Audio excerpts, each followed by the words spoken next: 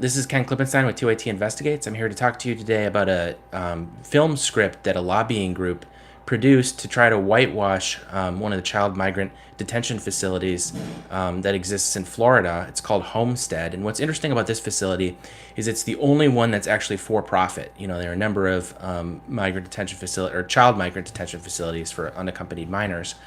But this is the only one that was private, after enormous public outcry and scandal after scandal, sort of culminating in a report by Amnesty International, the human rights group, that sort of detailed the horrible conditions inside this facility. They ended up removing all the children from it and dispersing them to other locations. But it's interesting because we've seen reporting out recently suggesting that this camp may open up again, that the administration wants it to open up again. And on top of that, this is something that we're not going to see the end of, because whether they're in this facility or another one, maybe this one's worse, but there are problems with a lot of these facilities. So I'm going to get started by reading to you guys some quotes from the film script that I thought was pretty shocking.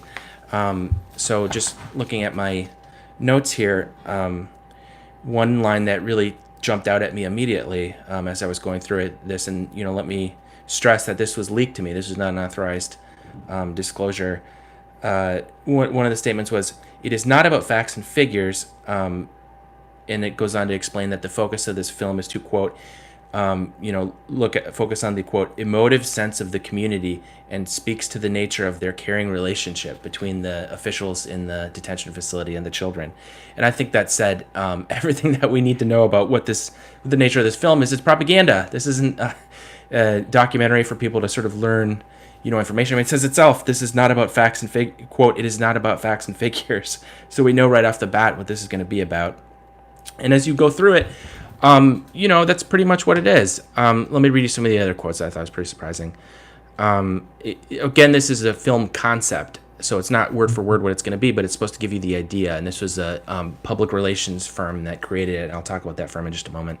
Here's one quote: "Homestead employees addresses the tight quarters. He or she acknowledges that it may be close, but it is clean, warm, and safe because welfare is a top priority," which is just hilarious, because it's like they're admitting that that the quarters are tight, even in the propaganda film about it, which says something about how bad the conditions are. Another quote from the film concept: "Maybe there's an anecdote about some of the conditions these innocent children have come from compared to what they have at Homestead," which to me is just gross, because it's like they know that the conditions are not good, and they're trying to manipulate the audience into thinking, well, think about where they came from. That might be even worse. So in a way, we're improving their situation. And that's just gross, because these, companies are winning contracts from the federal government, as this one did. I don't think the only thing they should be aiming for is to make things better. They should have good conditions if we're gonna, I don't think we should be putting kids in these things at all, but it's not enough to just be less bad than circumstances that they may or may not have come from. And how could it be worse than being with their parents? Because, many of these children are separated from their parents, especially under the present administration's rules about family separation. So I can't imagine being alone, separated from your family you've grown up with. Could possibly be better, but that's what the script is trying to sort of aim for. So looking at my notes here again, here's another quote: "We see exteriors of Homestead. It is a former military base, but we shoot it to capture as much beauty as possible." I don't see how you can get more dystopian than that. Literally, trying to find let's look at the positive side to the fact that kids are being put in a military base. You can't make it up.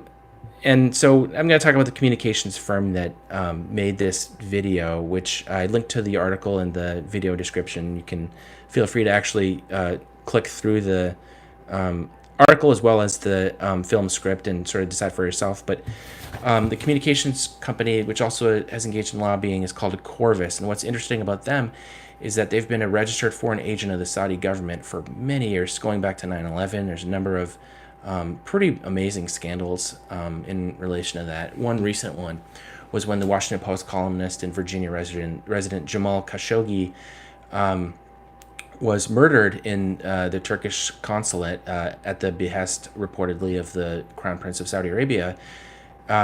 Corvus had been representing the Saudi government. I'm not just talking about Saudi, rich individuals. They're formally representing the government. And many firms after that ended up dropping the Saudi government Corvus did not. Corvus went right on representing them, and that's perfectly consistent with the history of their actions. If you look back at right after 9/11, they were pushing to get across the idea that Saudi Arabia is an important counter-terror partner and geostrategic ally. So while not entirely surprising, it is pretty ugly, I think, that they were behind this script. And a more recent scandal, reportedly, they actually tricked a bunch of veterans into actually opposing a law that would allow families of the 9/11 victims to sue the Saudi government and try to win reparations or some form of compensation. So that's a bit about the company, the PR company behind the PR film, and I've described a bit about the PR film, but I encourage you to check out the article in the video description so you can go into more detail. I'm going to take questions in just a second now. Once again, this is Ken Klippenstein with TYT Investigates. Thanks a lot for joining me.